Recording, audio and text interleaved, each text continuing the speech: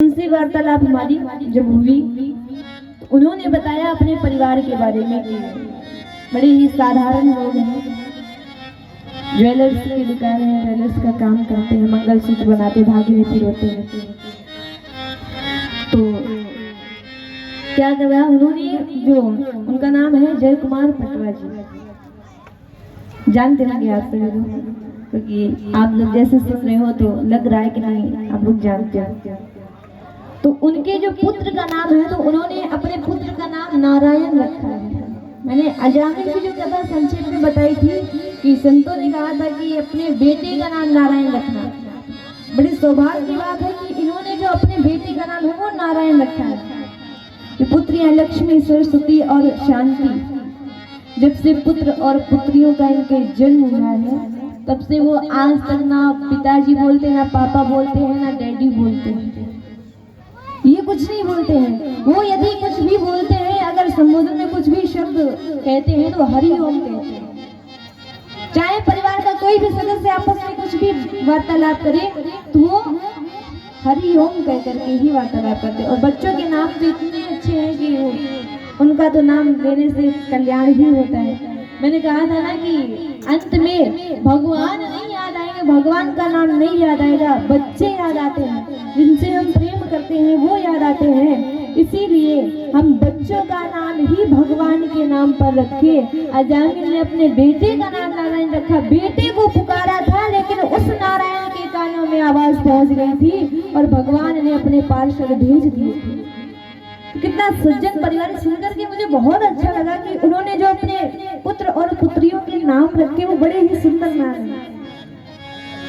आपस में भगवान का नाम लेते रहे, भगवान के नाम की यही तो महिमा है और विशेषता है। आजकल का जो युग आ गया है, समय ऐसा आ गया कि हम जन्म दिवस बच्चों का मनाते हैं।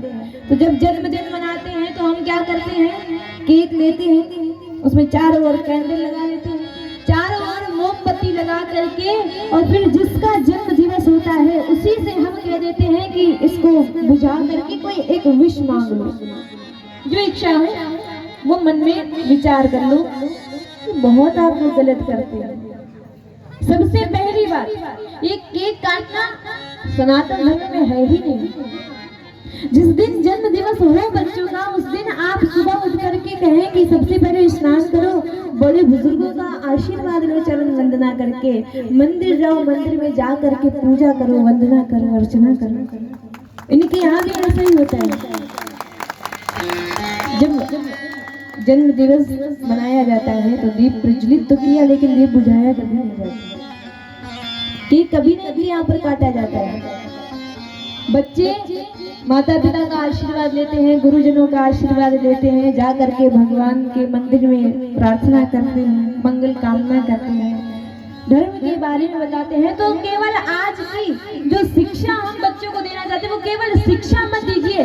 जैसे इन्होंने अपने बच्चों को अच्छे संस्कार दिए हैं, शिक्षा के साथ साथ हम और आपका भी उत्तरदायित्व है कि आज केवल शिक्षा के पीछे बच्चों को ना भगाएं। इनकी जो हमने बातें बताई हैं, इन बातों को सुन करके अपने बच्चों को भी शिक्षा के साथ साथ ऐसे संस्कार अवश्य ही दें। बड़े सियावर रामचंद्र की मैं इनका और इनके पूरे परिवार का हार्दिक अभिनंदन करती हूँ। और बड़ा ही अच्छा लगता है सुनकर कि आज भी ऐसे लोग हैं जो इतने सुंदर सुंदर नाम बच्चों के रखते हैं, जो बच्चों को धर्म से जोड़ करके रखते हैं, संस्कृति से, सनातन से जोड़ करके रखते हैं, संस्कार इतने अच्छे रहते हैं। नहीं तो आज के बच्चे हैं, जब भी उनसे मिले तो बस हेलो, हाय, बाय, सुबह उठे गुड मॉर्निंग, रात को सोए तो गुड नाइट। और बच्चों का क्या कहें, जब तक घर के बड़े शिक्षा नहीं देंगे तब तक बच्चे भटकते रहेंगे। इसीलिए बच्चों को अच्छे संस्कार आप तभी दे पाएंगे जब आप भी सनातन से जुड़े रहे, धर्म से जुड़े रहे। बोली श्री धाम वृंदावन बिहारी लाल की। तो भगवान की जो थोड़ी सी चोरी है, उस थोड़ी सी चोरी की मैं चर्चा करती हूँ। जैसा कि मैंने कहा